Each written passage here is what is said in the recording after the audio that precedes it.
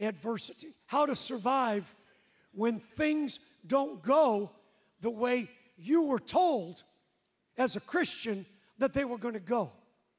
When things don't happen the way people said they were going to happen.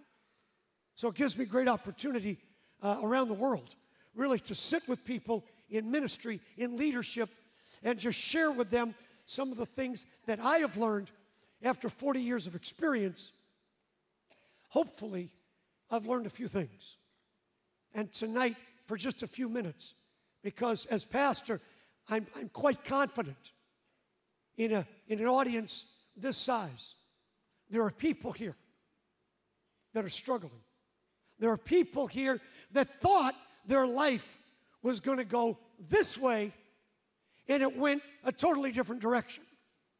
They thought that by now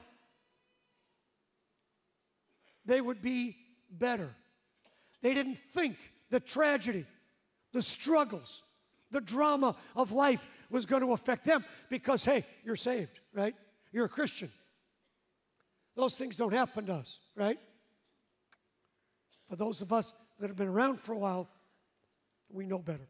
So in this 8th chapter of the book of Mark, it's a bit of a familiar text, but I want to go at it from maybe a different angle, and hopefully give you something that when you leave this house tonight, that something will not only make sense, but it will connect with you. It will connect with you personally and help you. That's, even though I am a missionary and we do all these things around the world, and I want to say thank you again. I may not be able to see all of you at the back table, although I'd like to. But I want to say thank you. I tried to thank you in my own goofy little way this morning, but thank you for your generosity, for consistently every 2 years when I get back here. He couldn't take me every year. I'd wipe him out. But he lets me come every 2 years if I'm good. And to just share with you guys what's going on through Metro around the world. But you have always been encouraging. You've always been generous. You've always stepped up. And for that, as I tried to say this morning, I can't thank you enough. And Pastor, thank you again for your friendship. Thank you. It means more than you'll ever know. More than you'll ever know. Thanks. In this, somebody have a tissue? Because I'm going to be dripping all over the place. Y'all got tissue up there? Okay, this lady's got everything right here.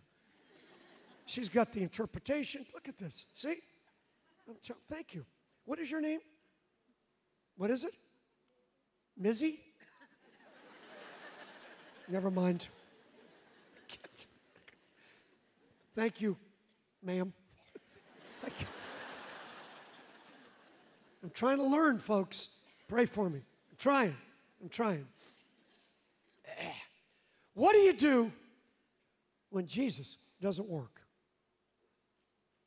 See, people struggle when you talk about things like that because for many of us, including, see, I was raised in the old church, the old Pentecostal church. Now, growing up in that, there were certain, I'll say, doctrines, and you never questioned it. Never questioned it. And quite honestly, I'm not saying that was bad. I'm not saying it was good. I'm saying it just was what it was.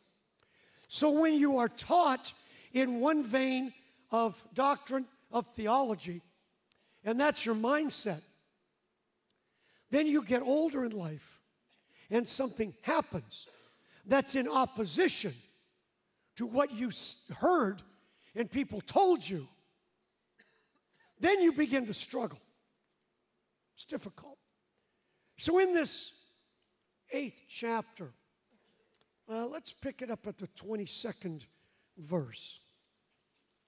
22nd verse of the 8th chapter of the book of Mark. It says, and he came to Bethsaida, and they brought a blind man to him and besought him to touch him. Apparently, the men that brought this blind man to Jesus had heard about Jesus' reputation. So these men got together. They said, we're going to have to travel. It's going to be difficult. This man's going to have to travel blind.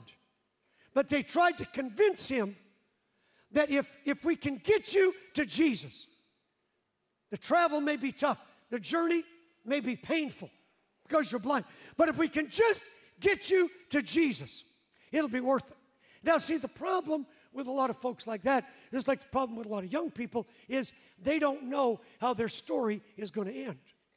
Now, barring any unforeseen stupidity in my life, I kind of know how my story is going to end. I'm going to be doing this, Lord willing, till I die. I don't see any changes in the unforeseeable future. But see, when you're young, you have all of these, choices, decisions, all of these issues, the drama of being young. That's why you've heard me say it here before. If you're under 30 here tonight, I love you, but you need to just shut up and listen because you'll learn a little something. All right? Because as you get older, although I used to think as you got older, you got smarter, but then I met a bunch of stupid old people. So maybe that's true, maybe it's not. It sort of makes sense, but maybe it's not accurate. But his friends say, look, we're going to get you to Jesus because Jesus specializes in people just like you. He specializes in blind people. He took this guy called Bartimaeus, healed him. We're going to take you to Jesus. Now watch what happens here. It says in verse 23, and he took the blind man by the hand. This is Jesus. So his friends get him to Jesus, go through this whole trip, get him to Jesus, and now he's ready. He's ready to get healed. So Jesus takes him by the hand, takes him back out of the town. The guy just got there. Jesus takes him out of the town. It's kind of interesting. And then he spit on him. I love Jesus. The last thing I'm sure this guy expected was for Jesus to spit on him. Now, I don't know. I'm sure most of you have achieved some level of spirituality where if somebody spit on you, it wouldn't bother you. But the last time somebody spit on me, it didn't go well. I'm not as spiritual as most of you, so you'll have to pray for me. That's why I gave you the stupid calendar, okay? Because it's, all right, just leave it at that. He puts his hands on him after he spits on him. Look at this. And he asks him, what do you see? You know this text. Many of you are familiar with this. Verse 24 says, the man looks up and says, what? I see men as trees walking. Then he put his hands on him again. Oh, this is good. He put his hands on him again. And he made him look up. And he was restored and saw every man clearly. What do you do when Jesus doesn't work? What do you do when you go through a journey and you do everything you can do? You pay your tithes, you're living right, you're trying to follow the word, you're walking in obedience, and still, it doesn't work. You ever been there? You been there yet? If you haven't, trust me, folks, your time's coming. There will come a time in this walk that we call the Christian walk that at some point, someplace, in time, in your walk, mister, everything you've heard, everything that you have been taught will be challenged to the core. I dare you to think that you are going to finish this life